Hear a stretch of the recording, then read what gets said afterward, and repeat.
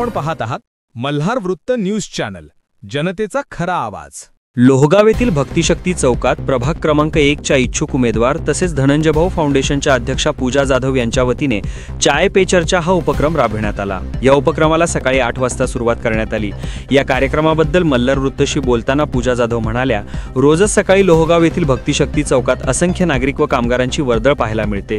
यावेळी जास्तीत जास्त जनतेशी संपर्क साधून त्यांच्या समस्या जाणून घेऊन नागरिकांशी संवाद साधता आला। तसेच लोहगावातील नागरिकांना ज्या मुख्य चौकातून इतर ठिकाणी जावे लागते त्या चौकात अनेक खड्डे पडलेले आहेत। यामुळे पावसाळ्यात येथील नागरिकांना प्रचंड समस्यांना तोंड द्यावे लागत आहे।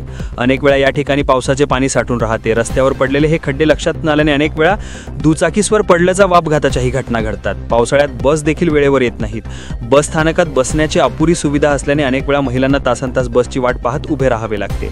कामगारांना देखील काम मिळेपर्यंत तात्काळात उभे राहावे लागते। तसेच या ठिकाणी महिलांना, नागरिकांना व कामगारांना शौचालयाची देखील सुविधा उपलब्ध नसल्याने सर्वांनाच मोठ्या अडचणीला सामोरे जावे लागते। त्यामुळे महानगरपालिकेसमोर या सर्वांच्या अडचणी मांडता आल्या पाहिजे आणि प्रभागातील लोकांचे प्रश्न समजावेत यासाठी आम्ही हा कार्यक्रम राबवित आहोत। तसेच पुढील काही दिवसात प्रभाग क्रमांक 1 मध्ये विविध ठिकाणी हा उपक्रम राबवून नागरिकांच्या प्रश्नांसंबंधी प्रशासनाशी पाठपुरावा करून सोडविण्यात असल्याचे यावेळी पूजा जाधव यांनी सांगितले। या प्रसंगी स्वराज्य पक्षाचे सरचिटणीस धनंजय जाधव देखील उपस्थित होते।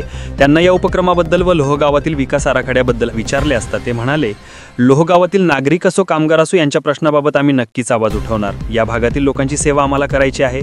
लोकप्रतिनिधी म्हणून आम्हाला पुढे जायचे आहे। निवडणुका येतील जातील, पण नागरिकांचे जे काही प्रश्न आमच्याकडून सोडविले जाऊ शकतात ते आम्ही नक्कीच सोडविण्याचा प्रयत्न करू।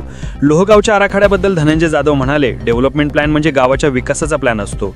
या विकासाच्या प्लॅनमधून नागरिकांना सहकार्य झाले पाहिजे। पुणे मनपा असेल, नगर विकास विभाग असेल, हे सर्व मंडळी काय करतात, लोकांना सेवा मिळावी म्हणून डीपी तयार करतात। परंतु आम्हाला असे लक्षात आलेले आहे, या परिसरातील अनेक नागरिक या डीपी प्लॅनमुळे बाधित होत आहेत। यामुळे काही नागरिकांच्या शेतकऱ्यांच्या जमिनी जात आहेत तर काही अक्षरशः भूमिहीन होत आहेत। या सगळ्या गोष्टी होत असताना एक सामाजिक कार्यकर्ता म्हणून आमचा नक्कीच याला विरोध असणार आहे। समजा ओपन जागेमधून तो रोड जाऊ शकत असेल, पण जाणून बुजून तो रोड जर लोकांच्या घरावर टाकण्याचा प्रयत्न केला जात असेल व लोकांचा विचार न करता डीपी जर महापालिका प्रशासन लादणार असेल तर या ठिकाणी आम्ही त्या पद्धतीला हाणून पाडू।